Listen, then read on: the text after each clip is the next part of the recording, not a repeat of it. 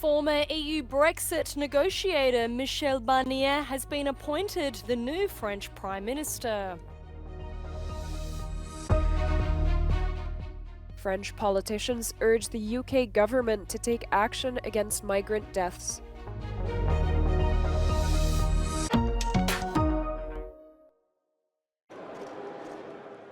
Former right-wing minister and EU Brexit negotiator Michel Barnier has been appointed the new French Prime Minister, the Elysee Palace announced on Thursday. French President Emmanuel Macron asked the political veteran to form a unifying government 2 months after the snap parliamentary election. But the plum job is not set in stone, as 73-year-old Barnier from the minor Republican Party will now need to survive a no-confidence vote in France's lower house.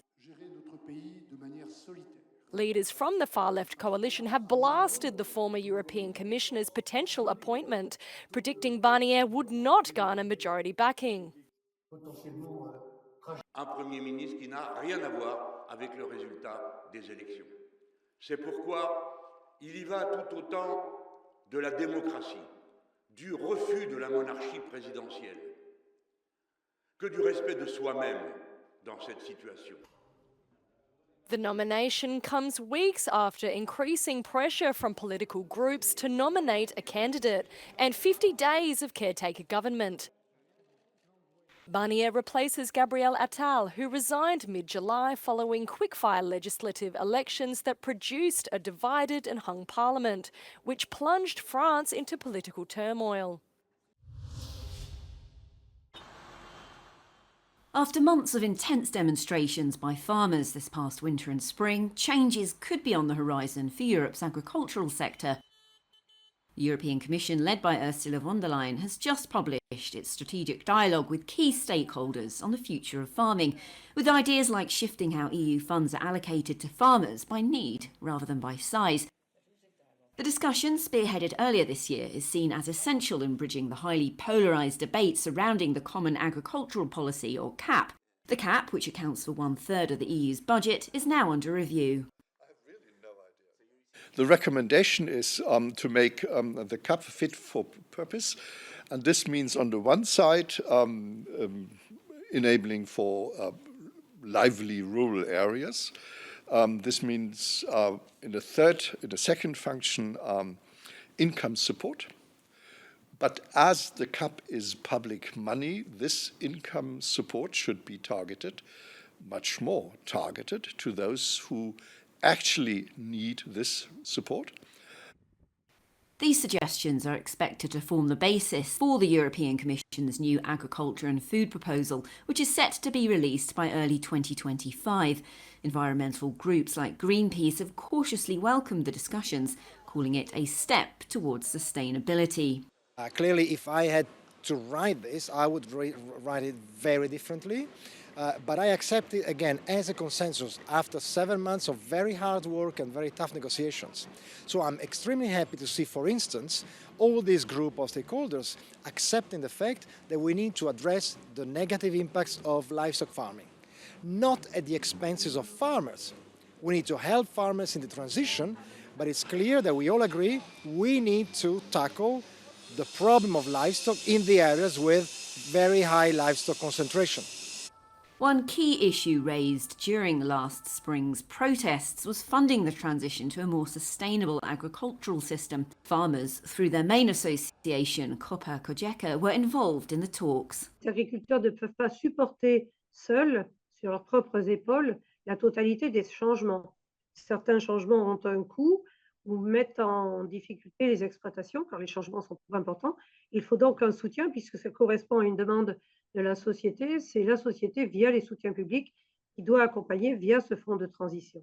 The text also calls on the European Commission to ensure greater coherence between its trade and sustainability policies. A person was killed in Munich on Thursday after an exchange of shots with police. They had noticed the suspect carrying a gun in an area near the Israeli consulate and a museum dedicated to the city's Nazi-era history. Der Schutz jüdischer und israelischer Einrichtungen, das wissen Sie, hat oberste Priorität. Das ist natürlich sehr bitter, dass das ausgerechnet dort vor dem NS-Dokumentationszentrum und Generalkonsulat von Israel stattgefunden hat. Es ist meiner Erkenntnis nach eine statische Lage. Other than the suspect, no one else was hurt, according to police.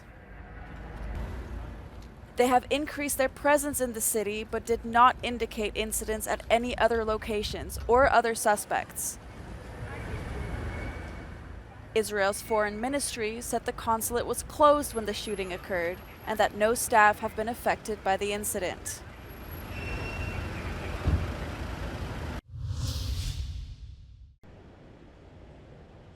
The last time Giorgia Meloni's party, Fratelli d'Italia, held an executive meeting at a national level, attended by the highest-ranking figures, was in 2022, the year her government took office. So the timing of this gathering is quite significant. According to Fratelli d'Italia's officials, the aim of the meeting was, quote, to assess the work that has been done so far and outline the agenda for the coming months. Several issues were discussed during the meeting that was introduced by Italy's Prime Minister Giorgia Meloni, who's also the party's president. Among them was the 2025 budget law, which is considered a key measure of the government's political program. The procedure for its approval will begin soon, with the first step being the submission of the structural budget plan, providing the framework for the 2025 budget. It's too early to get a full and detailed picture of the measure. What we do know, as confirmed by Giorgia Meloni, is that the focus will be on tax cuts, while sustaining businesses and improve the livelihoods of both Italian families and workers. We asked a member of Fratelli d'Italia what was discussed during the meeting and what the priorities are moving forward. Giorgia Meloni ha sottolineato i grandi risultati raggiunti con un'inflazione più bassa tra i paesi del G7, il record storico dell'occupazione, una crescita superiore alla media europea e un maggiore prestigio internazionale dell'Italia. Continueremo su questa strada, è un impegno preciso che abbiamo ribadito nell'esecutivo di Fratelli d'Italia, con politiche che sostengano imprese, famiglie e lavoratori. But during the meeting, Giorgia Meloni also addressed the controversy making headlines in Italy surrounding the country's culture minister San Giuliano over claims made by Maria Rosaria Boccia regarding her alleged appointment as the minister's advisor. Although San Giuliano denied the claims and the use of public funds to pay Boccia, Meloni warned that mistakes are not permitted. According to a recent poll, the majority of Italians approves Meloni's leadership. How her cabinet handles the state's finances will be a key factor in ensuring she will complete the government's 5-year term. Giorgia Orlandi for Euronews in Rome.